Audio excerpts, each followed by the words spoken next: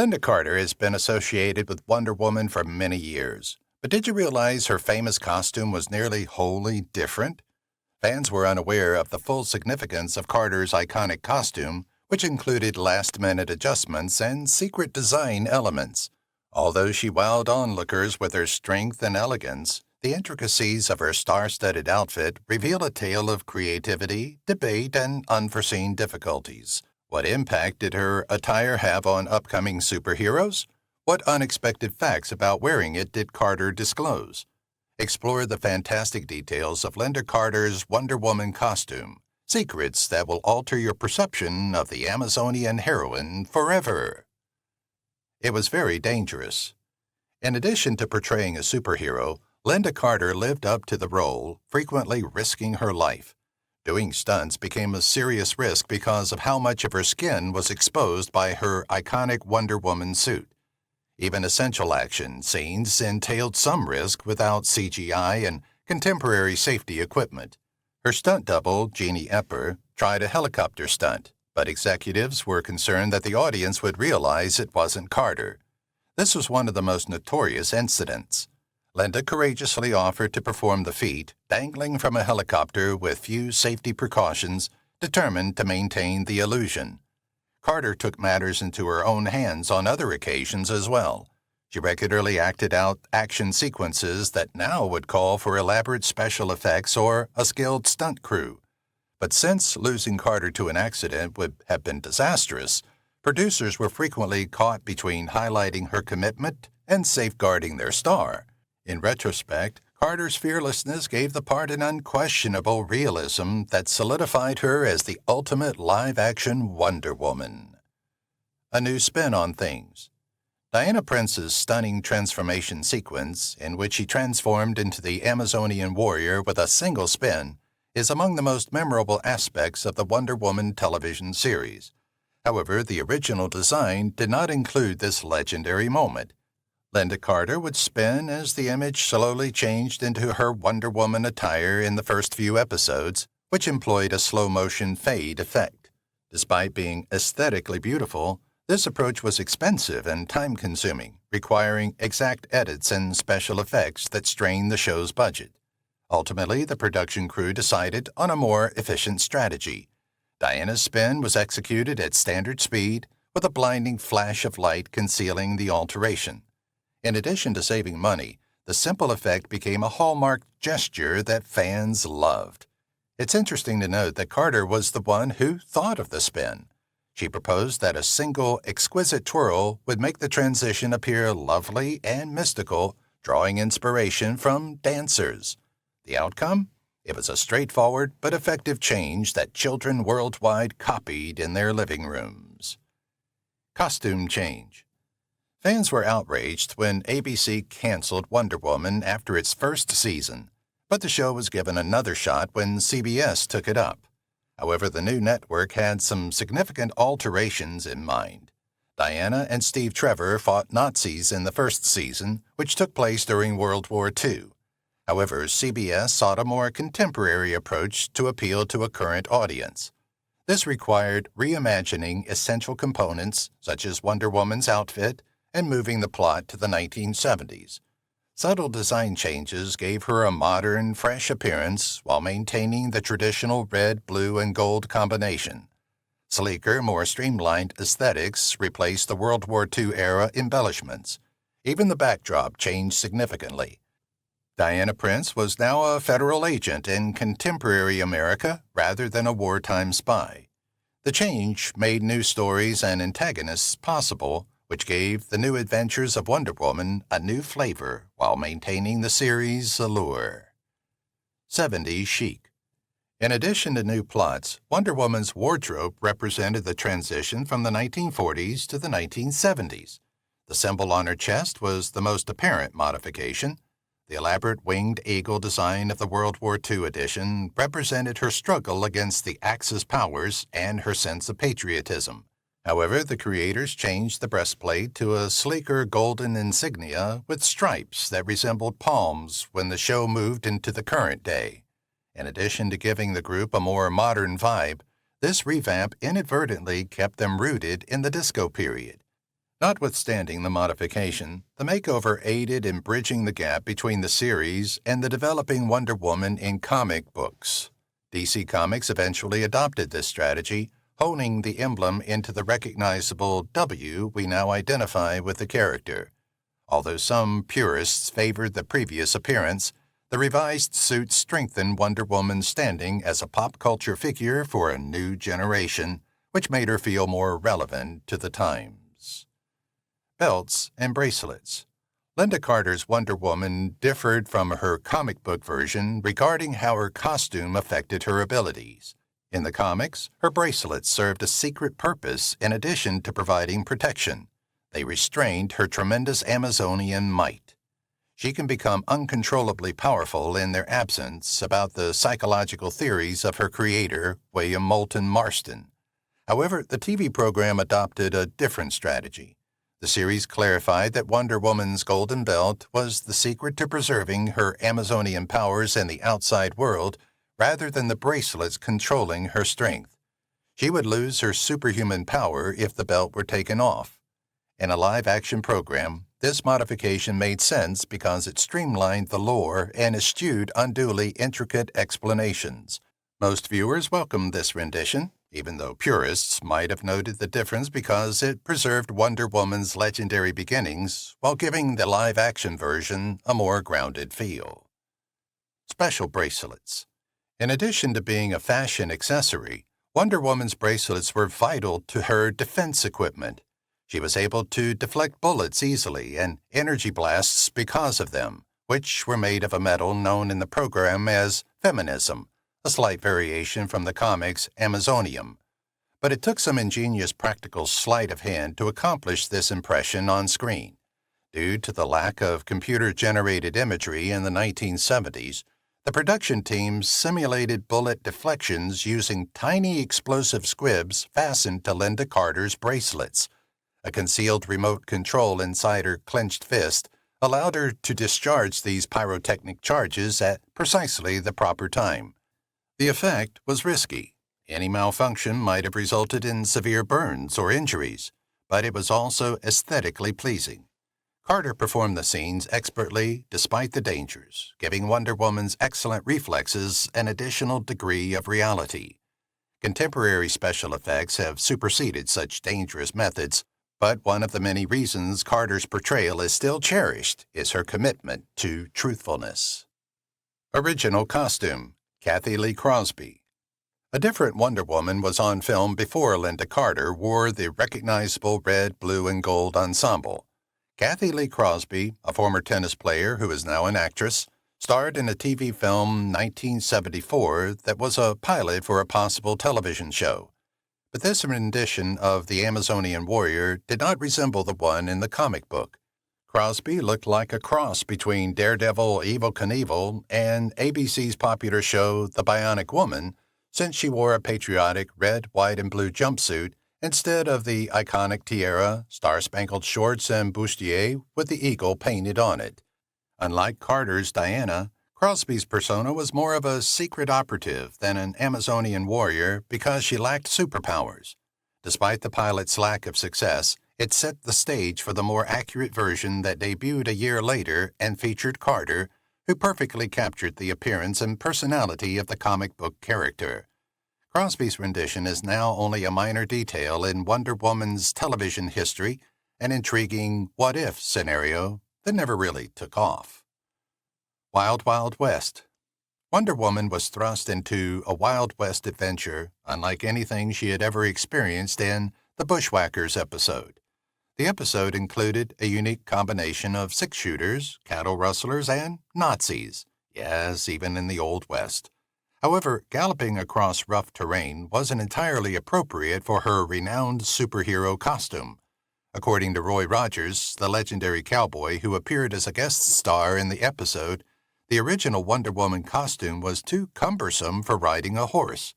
Costume designers provided her with a unique Western-inspired outfit consisting of a red shirt, white slacks, and trademark red boots to guarantee a more realistic and valuable appearance. She could naturally ride into action because of the new suit, which nevertheless had that vintage Wonder Woman vibe.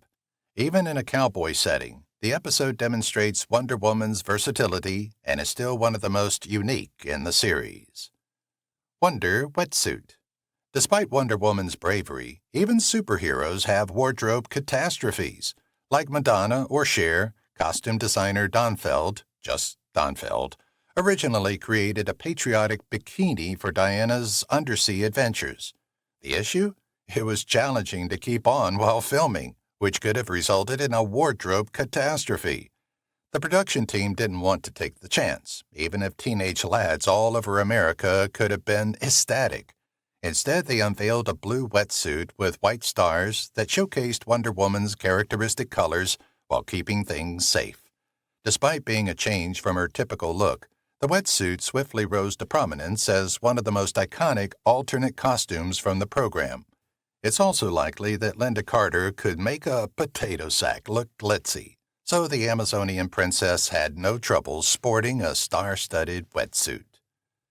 Safety first. Wonder Woman is unbeatable, but what about Lynda Carter? Not at all.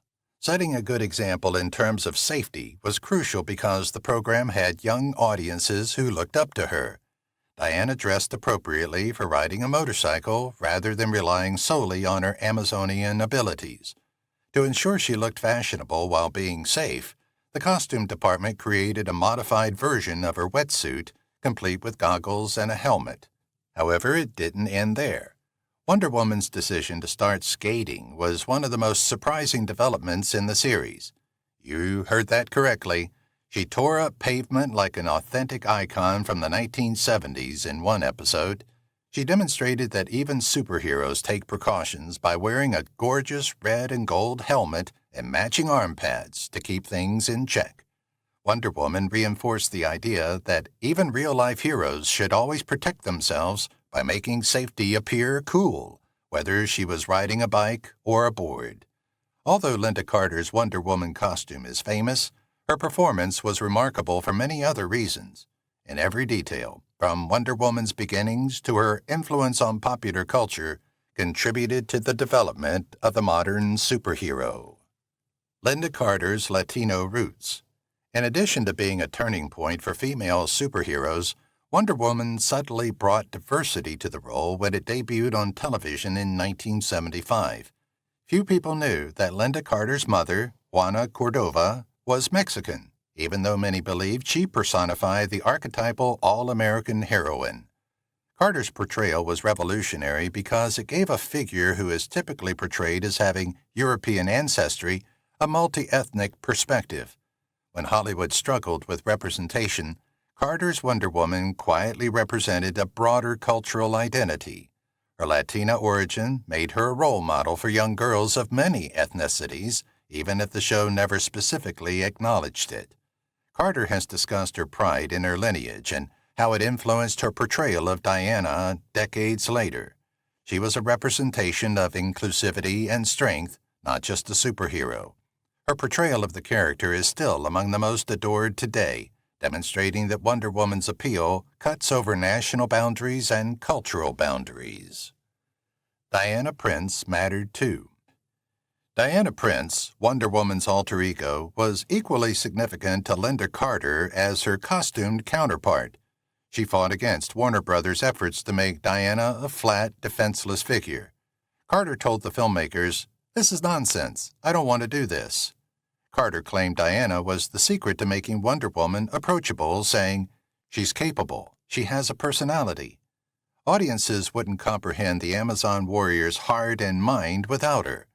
Producers attempted to show Diana as awkward and shy in the first few episodes, but Carter resisted, demanding a portrayal that showed power and intelligence. Instead of merely serving as Wonder Woman's disguise, Diana became a strong, independent woman integral to the series. Carter's emphasis on playing a well-rounded character cemented her legacy as a lady of depth, intelligence, and charisma who could motivate audiences both in and out of costume. The iconic Wonder Spin. Lynda Carter created one of Wonder Woman's most iconic features, which wasn't even in the comics. Carter admitted in a 2005 interview that she was the one who came up with the now famous makeover story. The showrunners first had trouble illustrating Diana's clothing shift. She just disappeared and resurfaced in full Wonder Woman costume in the comics, but that didn't work well in the live-action version. With her experience in ballet, Carter recommended a pirouette spin, enabling an elegant and dynamic metamorphosis. The transition was gradual in the first few episodes, and Diana was forced to store her civilian clothes afterward clumsily. However, the famous explosion effect was added later to the series, which gave the transition a mystical aspect. Carter's influence on the character's reputation was cemented when the spin became so popular that it was continued in subsequent adaptations. Fans continued to link Wonder Woman's metamorphosis to that stunning spin, which was solely Carter's idea, even after several decades have passed. A time jump twist. Wonder Woman made a significant leap forward when it switched from ABC to CBS following its debut season. The first season followed Steve Trevor and Diana Trevor as they fought Nazis in the 1940s during World War II. However, after CBS acquired the show, they changed the setting to the 1970s and renamed it The New Adventures of Wonder Woman. Diana's lack of age made sense because she was an Amazon. But what about Steve Trevor? Lyle Waggoner, who played the original Steve, took on the role of his son, Steve Trevor Jr., adding a unique twist to the series.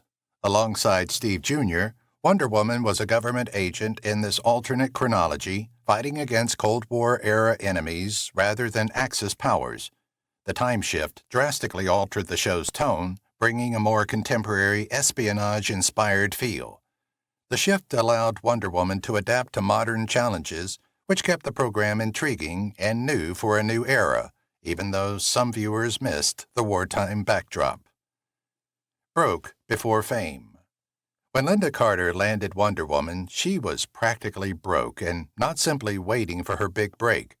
She had just $25 left in her bank account when she received the call from her agent that would change her life. Carter disclosed in a 2004 DVD commentary that since the production wouldn't begin for several weeks, she even had to take out a loan to pay the rent. The actress, who was 24 then, had been attempting to make a name for herself in Hollywood for years, taking on menial TV roles and modeling jobs. She had nearly given up, believing that if things didn't improve quickly, she would return to Arizona. However, everything changes in an instant as Wonder Woman appears. She became well-known and financially secure as a result of the position. A real Hollywood success story, Carter's journey from near poverty to global fame demonstrates that sometimes all it takes is one ideal job to make all the difference. Actors played Nazi roles elsewhere. Two of the actors who portrayed Wonder Woman's Nazi enemies in the 1975 pilot have each portrayed memorable Hitler fans in other movies, which is, to put it mildly, a strange form of typecasting. The character of Wonder Woman's Colonel von Blasco, played by Kenneth Mars, will always be associated with Franz Liebkind, the author of the failure of Springtime for Hitler in the first film, The Producers, released in 1968. Laugh-In regular Henry Gibson, who played the leader of the local Illinois chapter of the American Nazi Party in The Blues Brothers in 1980, appeared as von Blasco's sidekick, Nicholas.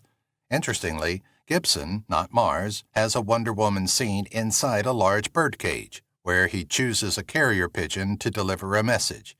Gibson's presence on a bridge would prompt John Belushi's Jake Blues character to say one of the movie's most memorable lines, "I hate Illinois Nazis."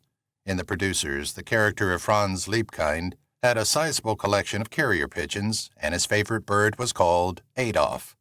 Gibson would also make another appearance on Wonder Woman as a non-Nazi villain in a Season 2 episode set in the 1970s. The tiara was a weapon. The tiara that Lynda Carter's Wonder Woman wore served as more than simple adornment. It was a formidable weapon. Drawing inspiration from the original comics, Wonder Woman could hurl the golden tiara with pinpoint accuracy, resembling a boomerang. She utilized it to cut through barriers, incapacitate adversaries, and even save teammates in danger during the play. However, many fans are unaware that Carter has to put a lot of training to make the moves appear realistic. The tiara was fastened to a wire in several scenarios to guarantee that it always returned to her hand. But Carter once admitted in an interview that a crew member was almost hit by a mistaken throw that resulted in an on-set accident.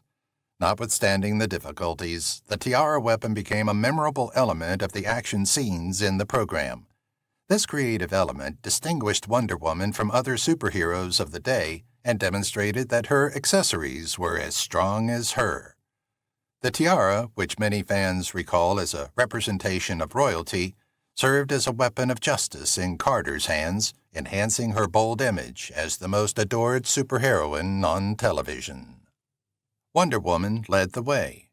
Many of Wonder Woman's feminism-related remarks could have been interpreted as being a little preachy, especially in the first season, which is set in the 1940s.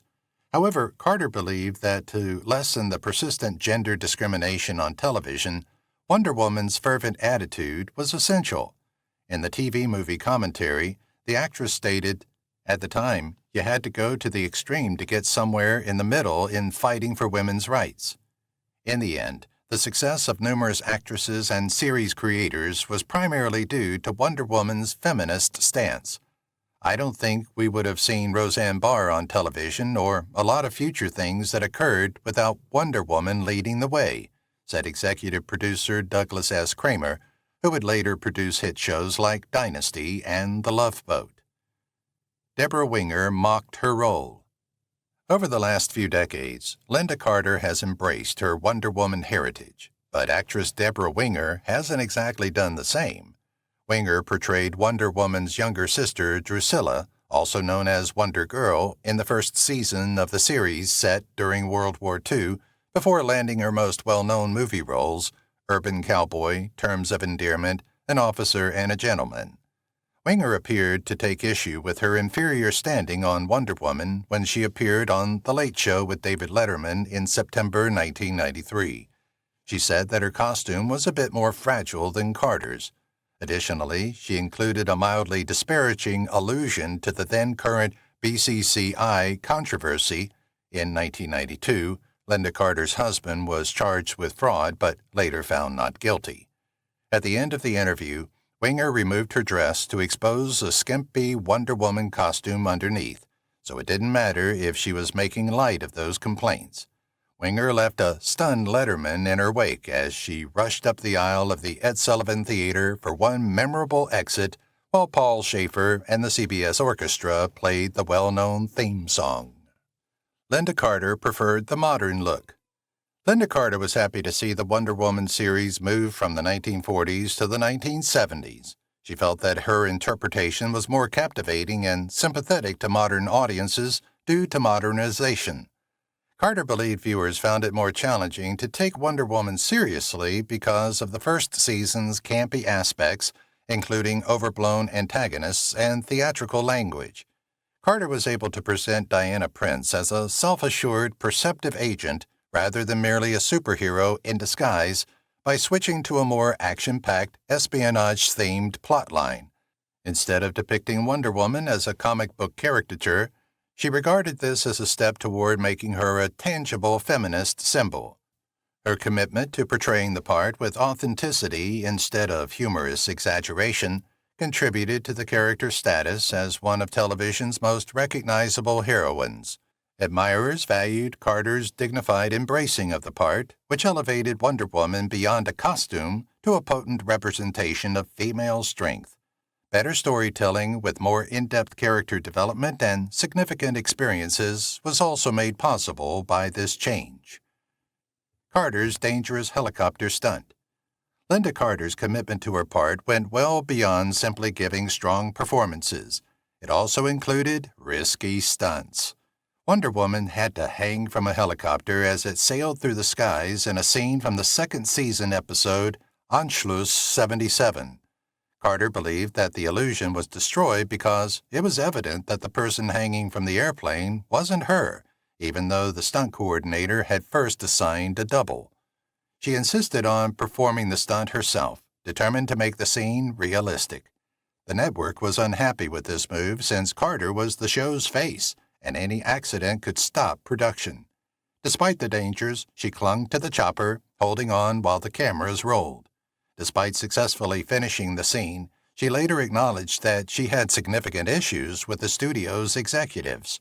But the bold move paid off, enhancing Wonder Woman's bold persona and demonstrating that Carter wasn't merely portraying a superhero. She was a real-life superhero. Second attempt at a pilot. The pilot's awkward title, The New Original Wonder Woman, is a result of this. Kathy Lee Crosby, a former tennis player, now an actress, starred in a Wonder Woman TV film ABC produced and broadcast in 1974. Her Wonder Woman was not very wonder-complete, except that Crosby's Diana Prince was an Amazonian. Her appearance hardly reflected her character's comic book beginnings. Her star-spangled jumpsuit indicated the 1972 U.S. Olympic team more than Wonder Woman. She was more of a spy than a superhero, and she depended on technology rather than her purportedly superhuman talents. Warner Brothers was able to attempt a much more faithful remake the following year since, to the complete surprise of everyone, the Crosby TV movie did not lead to a series. That one was successful. Leif Garrett's timed appearance. By Season 3, The New Adventures of Wonder Woman was making a concerted effort to appeal to a youthful audience, to the point where our heroine was down to riding a motorcycle and skateboarding. The spin and explosion just to get yourself a helmet and knee pads? Ha ha, come on, WW. Leif Garrett, a shaggy-haired tiger beat pinup, is the ideal approach to draw in the children. And there were two Leif Garretts. Yes, the singer did portray twins, rather than just one. What else did the superhero save Garrett's life in the third season premiere of Wonder Woman in the fall of 1978? Pop idol and his brother, who is exactly like him. The singer had the ideal opportunity to perform his smash song, I Was Made for Dancing, in the episode's happily ever after ending scene, with himself, of course, because Garrett's second album was just hitting stores. Unfortunately, Wonder Woman was unable to save Garrett from his degree of fame or his subsequent drug addiction. The costume was painful to wear. Although Lynda Carter's Wonder Woman outfit was stunning on TV, the backstage life was quite different. Although the famous red, blue, and gold ensemble was meant to highlight her grace and strength, it wasn't exceptionally cozy. Carter's action sequences were complicated in the original edition because the fabric was stiff and non-stretchable. Another issue was the metal eagle emblem on her chest, which would cause severe marks when it dug into her skin during stunts. The costume department had to use double-sided tape to keep everything in place because of the continual risk of wardrobe malfunctions caused by the strapless style. The designers gradually modified the suit by adding more flexible materials and a slightly higher-cut neckline to make it more functional. Carter brought elegance and strength to the role, making the costume appear effortless despite the difficulties. Her rendition of Wonder Woman's attire is still regarded as one of history's most recognizable superhero ensembles, demonstrating that style and utility aren't necessarily compatible, particularly in superheroes.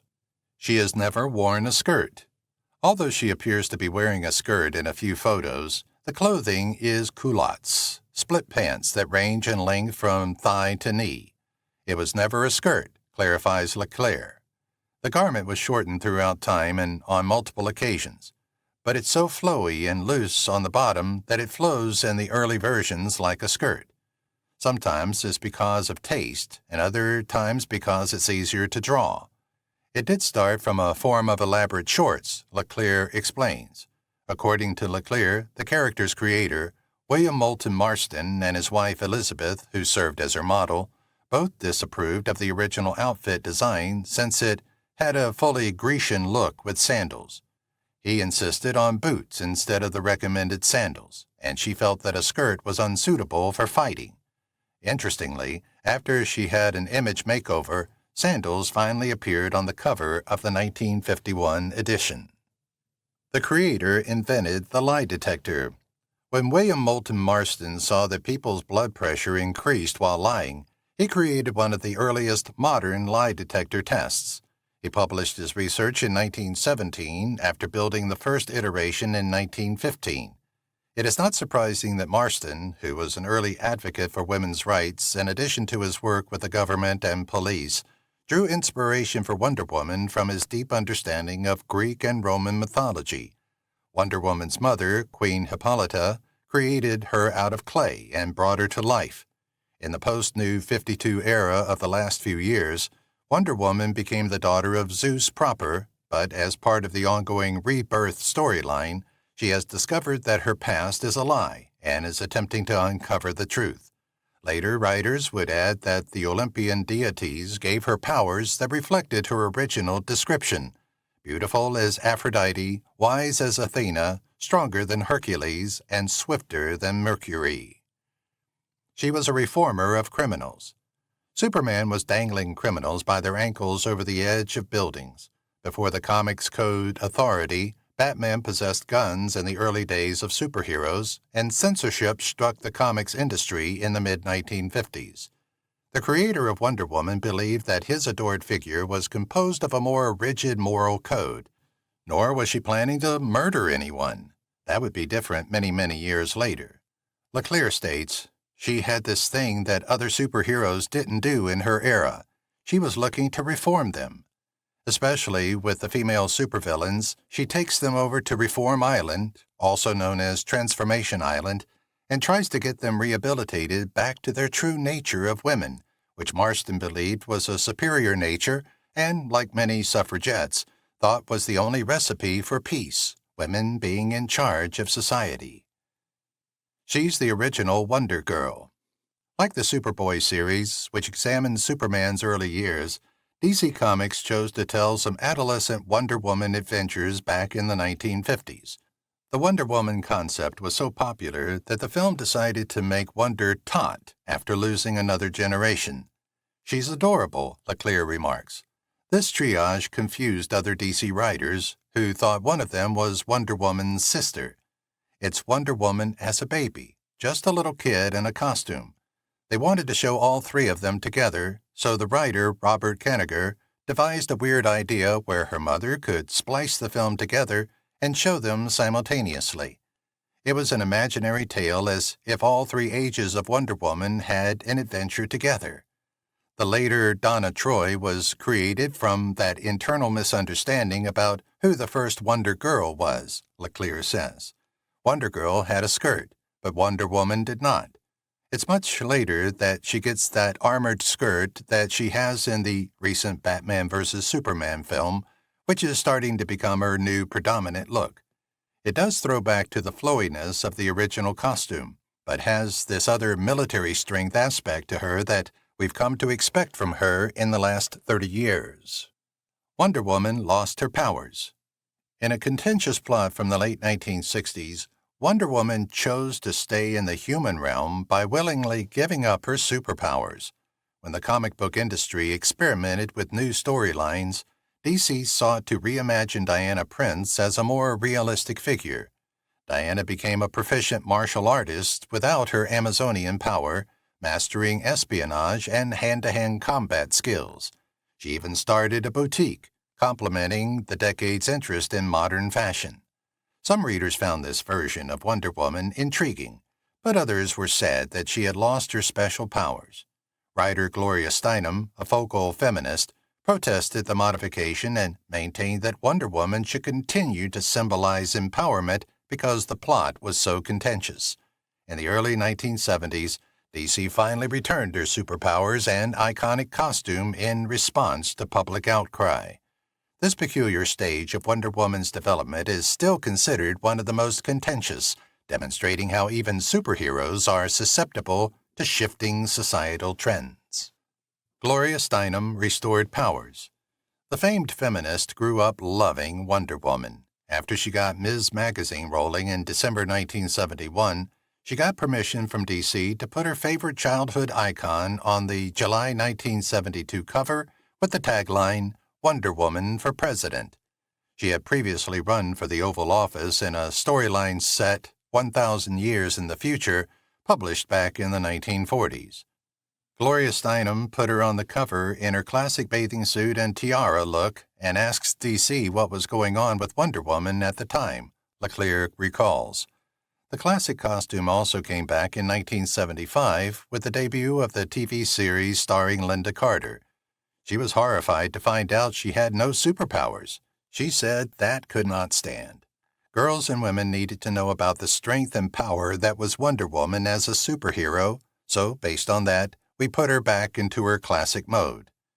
Years before the graphic novel craze began, Steinem is credited with compiling Wonder Woman's Golden Age adventures into a single book. She paid for and commissioned it. Diana Prince has held a variety of jobs. She has played several roles in the Wonder Woman Diana Prince stories, and continuities have changed, including being Steve Trevor's assistant, a spy, and a romance editor in the 1950s. She was both a vocalist and a fast food worker. In real life, Wonder Woman herself served as the secretary of the Justice Society of America, reflecting the sexism of the time. Lynda Carter recorded an EP of songs for the Fallout 4 video game soundtrack last year and has toured successfully as a jazz and pop vocalist in recent years.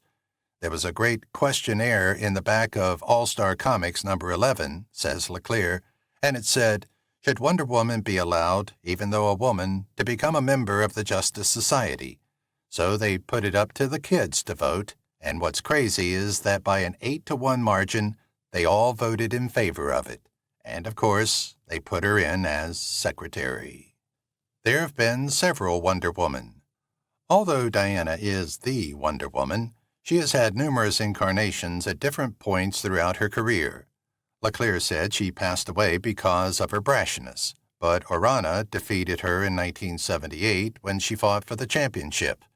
Later in 1994, Artemis challenged Wonder Woman for the title, prevailed, seized her authority, and died. At one point, the most well-known Wonder Girl, Donna Troy, took Wonder Woman's place because there have been points where Wonder Woman has disappeared through death or multiverse transformation or travel, according to Leclerc. So the lesson is, don't beat Wonder Woman in a contest. It doesn't work out well for you. A brief character who was a sister of hers who'd been raised by Mars instead, who had an equal claim and challenged her for it, Leclerc describes Nubia as another substitute. In 1973, Nubia initially appeared. She died and has been erased by later multiverse continuity changes. Diana was given divinity as the goddess of truth after dying in one of the storylines. Diana's mother, Queen Hippolyta, was briefly transformed into Wonder Woman while her daughter was a god on Olympus. The DC Comics company loved the concept so much that they had Diana journey back to join the Justice Society of America in the 1940s. It occurred following that whole multiverse trick that we did where they put the original Golden Age comics as just existing back in another world, Leclerc explains. She could travel to that and fill in the part as Wonder Woman. Wonder Woman dated Superman. Although Steve Trevor has always been her true love, DC upended the status quo in 2011 when they introduced the New 52 line, rebooting its main heroes. Wonder Woman's partner has additional superpowers. One of the interesting things about the New 52 was that it allowed us to nullify the marriage between Superman and Lois Lane and restore that classic love triangle between Superman, Clark Kent, and Lois Lane, says Lee. However, with the 2016 DC relaunch of the Rebirth line, the iconic Wonder Woman-Steve Trevor relationship is back on. That also allowed us to do some different creative material that had never been more fully explored. That Superman-Wonder Woman relationship was well received, and we were able to build a little franchise out of it. Her movie and TV history is spotty. Wonder Woman's television debut was sluggish for some reason.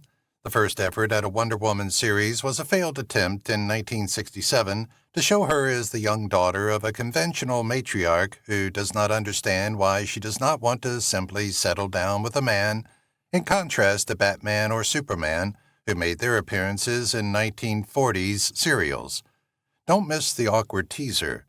The 1974 television film drew inspiration from the helpless Wonder Woman of the mod era and starred Lee Crosby. She was outfitted in a star-studded costume and sent after the villain Abner Smith, Ricardo Montalban, who stole code files from the U.S. government. The special fared relatively well, but ABC changed its strategy, opening the door for Lynda Carter and the popular late 1970s series. Following the success of the initial pilot in November 1975, 2 one-hour specials were produced in the spring of 1976, and the first complete season, from 1976 to 1977, consisted of 11 episodes. Despite being a ratings hit, the show changed networks to CBS, which cut the period piece budgetary costs by moving the action from World War II to the 1970s, when Steve Trevor's look-alike son was working with Diana Prince, who was now a full-fledged federal agent. The program ran until 1979. Since then, there haven't been as many heroic attempts to revive Wonder Woman on television or in motion pictures. Adrienne Palicki played the title character in a 2011 television series that Davy E. Kelly developed. Diana Prince was the CEO of her privately held crime-fighting firm, Themyscira Industries, a reference to the comics renamed Paradise Island. Her plane was visible, her identity was not secret, and her lasso was employed as a regular weapon rather than a tool for revealing the truth. The show never gained traction, and the pilot was never shown. Following her appearance in Batman vs. Superman, Dawn of Justice, the goddess superhero has finally received her film. Gal Gadot plays the titular character in the Wonder Woman film, which opens in theaters on June 2nd and is expected to do quite well at the box office. 2 Wonder Women collide. Lee Crosby played a very different Diana Prince in a 1974 television film. Thus, Lynda Carter's Wonder Woman wasn't the first live-action adaptation of the character. In contrast to Carter's dazzling, star-studded superhero, Crosby's Wonder Woman wore a sleek red and blue costume, carried a badge, and depended more on her cunning than her superpowers. The film has a place in Wonder Woman's history, even though it doesn't inspire a television show. In Wonder Woman 77, a comic book series based on Carter's portrayal, DC Comics recognized both versions decades later. Carter's Wonder Woman experienced amnesia and ended up in a rare crossover incident in Crosby's world, Another Realm. Before discovering they were each battling for justice in their unique ways, the 2 iterations of the character first battled. Fans of both actresses were delighted by this creative plot, which combined 2 distinct interpretations of Wonder Woman and gave a nostalgic tribute to the character's changing cultural heritage. Wonder Woman's ever-changing stories. Contemporary interpretations constantly reinvent Wonder Woman's mythology, and her plot has changed to suit various historical periods. 2 alternating plot lines have been incorporated in the most recent comic book adaptations, one that centers on retelling her origin tale, and another in a modern world where she fights against villains like Cheetah while juggling her relationships with Steve Trevor and other allies. The current interpretation incorporates aspects of Wonder Woman's past iterations and references to Carter's iconic portrayal, Greek mythology, and vintage comic literature. By fusing her various incarnations into one unified personality, the authors want to portray the Amazonian warrior comprehensively. Whether fighting gods, heading the Justice League, or accepting her diplomatic position as a peace envoy, Wonder Woman never wavers from her essential principles of compassion, justice, and strength. Her story is far from over because of her ongoing reinvention, which guarantees that she will remain relevant for future generations. Wonder Woman's first public rescue. When Wonder Woman first appeared publicly, she rescued President Franklin Delano Roosevelt from an attempted murder at the 1939 New York World's Fair. The Amazon warrior was boldly introduced this way, establishing her as a real force for justice. The event cemented Wonder Woman as a hero who would join Superman and Batman in protecting the globe, making it essential in comic book history and popular culture. Diana Prince made her public debut at the World's Fair, a location that represented advancement and creativity. Wonder Woman's valiant debut conveyed a strong message of strength and independence during a period when few female superheroes existed. This plotline also mirrored the climate of the late 1930s when the imminence of war made the demand for accurate and fictional heroes even more urgent. Her daring foray into the spotlight solidified her reputation as an icon and paved the way for decades of valiant exploits. Princess Diana of Themyscira. Princess Diana of Themyscira, daughter of Hippolyta, is Wonder Woman's full name, reflecting her Amazonian and royal ancestry. Diana was meant to rule the Amazons, a strong race of warrior women endowed by the gods, as the daughter of Queen Hippolyta. The title symbolizes her obligation to her people and the outside world, and is not merely for show. Unlike conventional princesses in fairy tales, Diana was never a damsel in distress. She gained martial, tactics, and diplomatic skills while training with Themyscira's finest warriors. She never considered herself superior to others, even though she was a princess. Instead, she used her talents to promote justice. She proudly wore her status as a peace ambassador, even after leaving Themyscira to defend humanity. She is one of the most admired and influential characters in comic book history because of this facet of her personality. Diana always bears the weight of her rank with dignity, whether she is fighting gods or fighting for justice. October 21st, Wonder Woman Day. In honor of the anniversary of her debut in comic books in 1941's All-Star Comics number 8, October 21st is officially recognized as Wonder Woman Day, with comic book shops, conferences, and online communities commemorating her influence on popular culture. The day has become a moment for fans to pay tribute to her legacy over the years. DC Comics frequently commemorates the day with exclusive artwork, special issues, and vintage Wonder Woman tale reprints. Beyond comic books, this day is significant because it honors the character's lasting impact on entertainment, feminism, and bravery. Numerous admirers and artists consider how Wonder Woman has encouraged women to embrace their inner strength for millennia. Libraries and schools also use the day to draw attention to strong female figures in media and literature.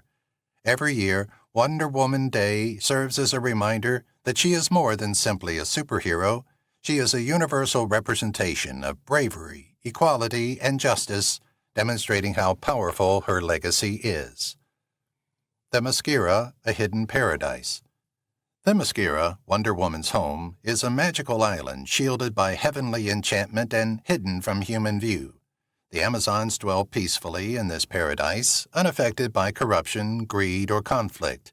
The island's invisibility represents an ideal community that flourishes free from human intervention and goes beyond simple self-defense. Comic book legend states that the Greek gods built Themyscira as a haven for the Amazons, where they might live without oppression or violence. Magnificent architecture, stunning scenery, and a sophisticated culture that values strength and knowledge may all be found on the island. Because time flows differently there, Diana and other Amazons do not age as people do. Despite its remote location, Themyscira is integral to Wonder Woman's plot. It is where she was born and trains, and it reminds her of the principles by which she lives. Although most people are unaware of it, there is no denying Themyscira's impact on Diana's personality and mission. The Amazon's immortal strength. Wonder Woman is an Amazon, a race of mighty, perpetually young warriors, and she is not just an ordinary superhero. One of the most influential civilizations in comic book history, the Amazons were made by the gods and endowed with tremendous powers.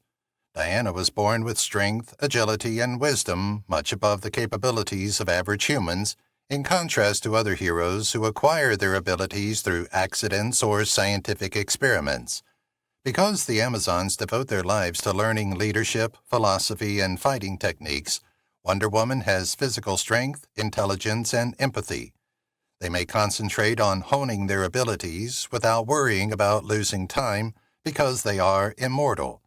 The idea of the Amazons has been influenced by mythology from the real world, especially the mythical female warriors of Scythica and ancient Greece.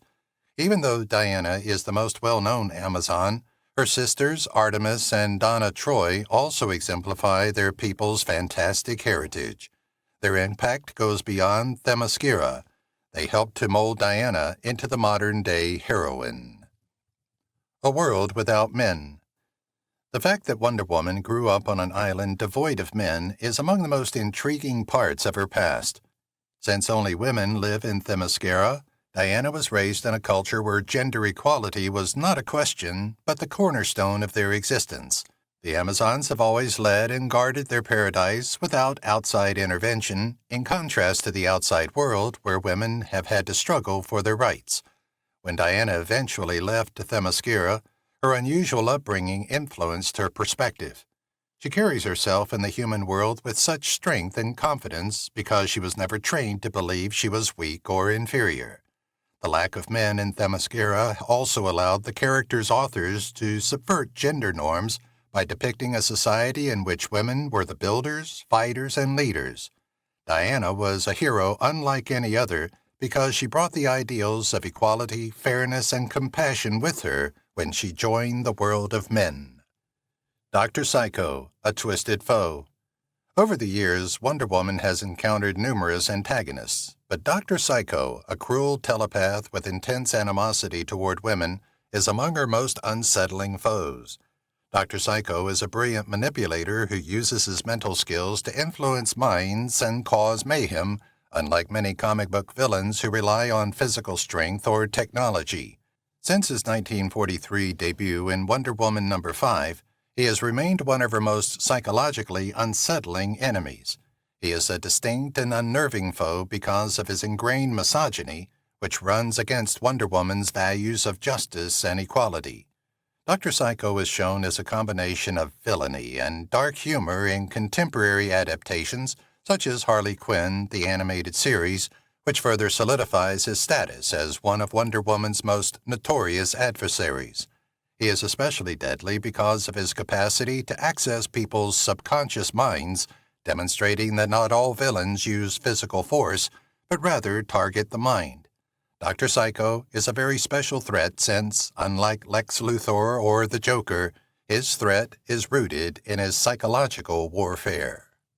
Superman and Wonder Woman.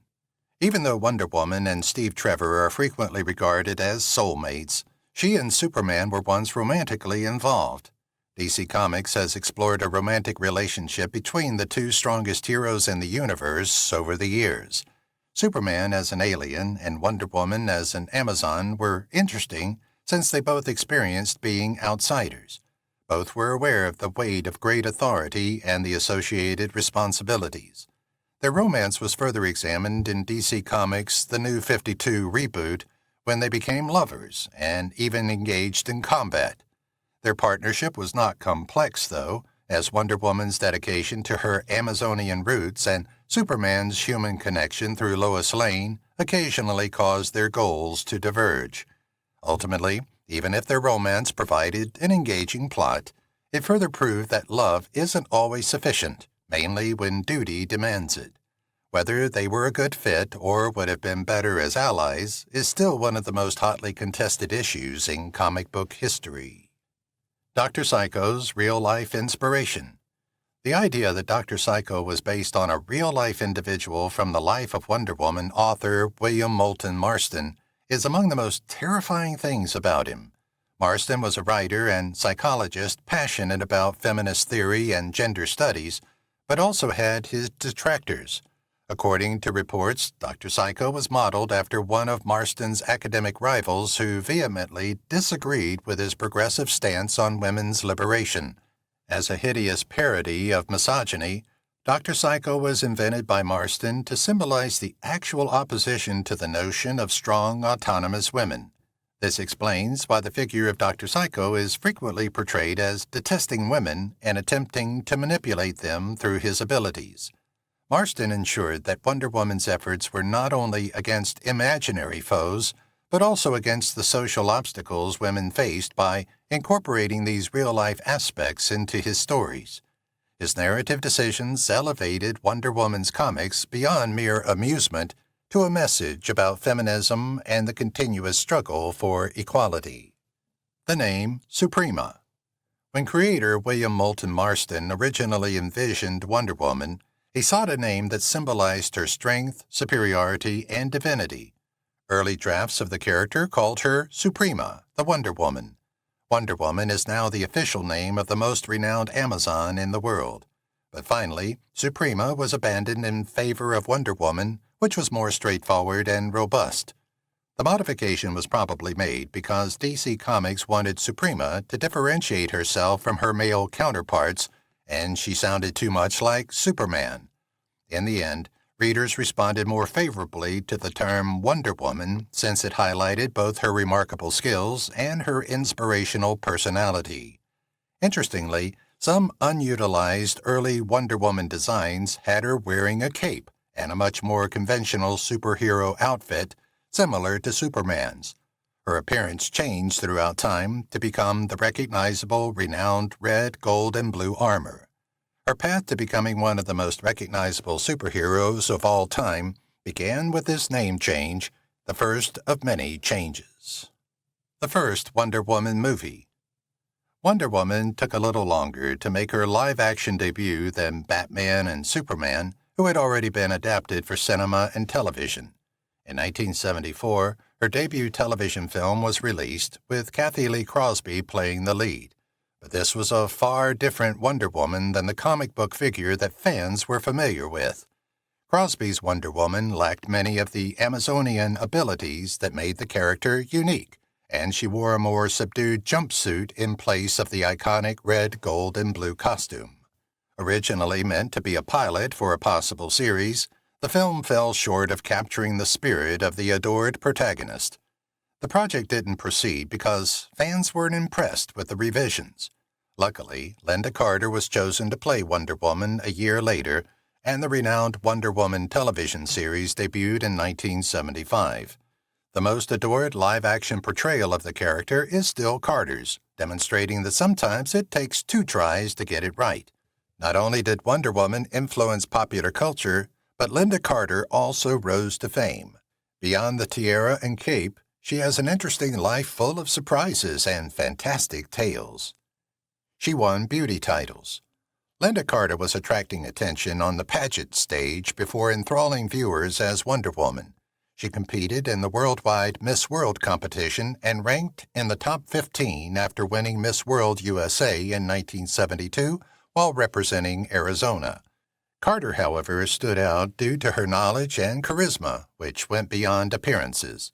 She proved she had the charisma and personality to become a celebrity, and her pageant triumph opened opportunities in the entertainment world. It's interesting to note that Carter continued to support self-confidence even after becoming well-known for Wonder Woman, frequently urging young ladies to value their uniqueness over beauty standards. Her musical journey. Carter fell in love with music long before she fell in love with Hollywood. She showed early aptitude as a performer when she made her television debut on Lou King's talent show at 4. She was a member of the band Just Us in high school, and she later founded The Relatives with MASH actor Gary Burghoff on drums. The band secured even a performance at the Sahara Hotel and Casino in Las Vegas. Carter was on tour with the Garfen Gathering around 1970. She pursued music after becoming an actor, putting out albums and performing live in recent years. Talks for hours. Carter once acknowledged that she spends almost 8 hours a day talking, whether or not anyone is listening. She loves the sound of her voice so much. It should come as no surprise, considering her background in public speaking, singing, and acting. But her voice cords suffer from all that speaking and performance. She uses a straightforward approach to keep them healthy, making potent ginger tea. Fans enjoy Carter's openness and expressiveness, which has made her a revered figure outside of her acting career, even though she has frequently joked about her love of talking. Embraced her heritage. Because of her Mexican-American mother, Juanita Cordova Carter, Carter was proud of her Hispanic heritage. Carter aimed to include Latina representation in her Wonder Woman role during a period when diversity in Hollywood was lacking. Carter was the first Latina to headline a significant superhero series, even if the show didn't specifically showcase her ancestry. She has discussed the value of diversity in entertainment throughout the years, and she hopes her performance will encourage other young Latina actresses to pursue their dreams in an underrepresented field. Broke before stardom. Carter's journey to stardom wasn't simple, but landing the part of Wonder Woman was a dream come true. When she received the life-altering news that she had been cast as the superhero, she was only 24 and had only $25 left in her bank account. Her financial difficulties didn't stop there, though, as she had to take out a loan to cover her rent because filming didn't begin immediately. Her tale exemplifies tenacity, demonstrating that even aspiring superheroes may experience hardship before becoming well-known. Invented the spin. The transformation spin, one of Wonder Woman's most famous maneuvers, wasn't initially included in the script. Diana Prince would merely vanish and reappear as Wonder Woman in the books, but the show's creators required something more engaging. With her training in dancing, Carter proposed a pirouette spin, which the producers adored. To finish the metamorphosis, they then included the well-known explosion effect. As evidence that Carter's creative input had a lasting impact on the character's heritage, it became so iconic that even Gal Gadot's Wonder Woman films honored it. Fights for women's rights. Carter has consistently advocated for social justice and women's rights, using her celebrity for more than just amusement. She has advocated for LGBTQ+ equality and abortion rights and actively supported groups like Susan G. Komen for the Cure. Carter is still an outspoken advocate for equal rights and has served as the Grand Marshal at several Pride parades. She made headlines once more in 2022 for her strong position on women's autonomy, demonstrating that she is still fighting for justice decades after Wonder Woman. Played Rita Hayworth. Carter portrayed Hollywood icon Rita Hayworth in the television film Rita Hayworth, The Love Goddess in 1983. Although the movie sought to examine Hayworth's life, it was criticized for omitting significant events, such as her romance with actor Glenn Ford. Despite the issue, Carter received a lot of appreciation for her portrayal of Hayworth's charisma and heartbreaking hardships. This job demonstrated Carter's ability to portray real-life Hollywood icons gracefully and with nuance, even though she is better recognized for her role as Wonder Woman. If you've watched the video till here, that means you've enjoyed the video. Subscribe. Don't forget to turn on the notifications bell icon